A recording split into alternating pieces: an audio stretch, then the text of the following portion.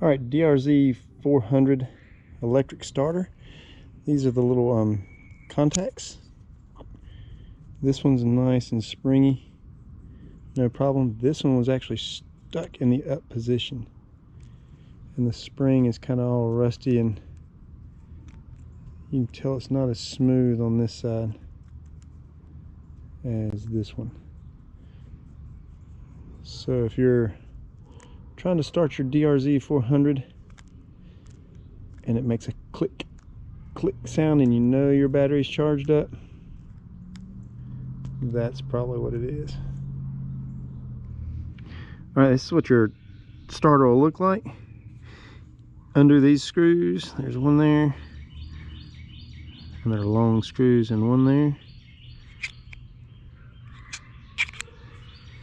And then wiggle this part off. That'll come out. Now to get this back in there, you got this part that springs and this part that springs, and there's room down in there. You basically spring those up and it slides into position. But to get this off, there's some screws and washers, or nut and washers up here on this screw part. You take those off, that pushes up in there, that comes on out, and you can see all that dust and crud up in there. But here is the part I was talking about before. These should both spring easy. Mine was really corroded right there, so we'll clean that up, get it springing again. All right, here's a way to get these out. Get you some pliers,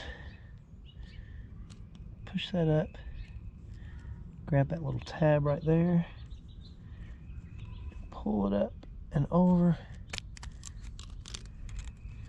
and this will come straight out of there. It just hooks right back on. To get it back in, you put it on there, pry that up over, and back down in there. But first thing we want to do, once we get this out, is you can see how much rust and corrosion's on there, and that would keep it from smoothly riding on that other piece. So we'll get us a brass brush. It could be a stainless steel brush, whatever. Just a wire brush, and brush all that off and get it good and clean. Do that on both sides. Alright, I've got these little springs for the stators cleaned up, got all the rust off of them, put a little bit of grease on them to keep them from rusting. And this one was super bound up before, and this one actually ran free, but now they both run nice and smooth. So now we'll just put everything back together, be good to go. So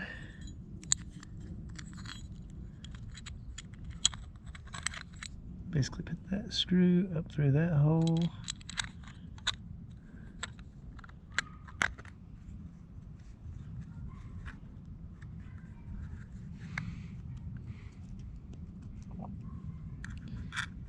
a few washers and the nut.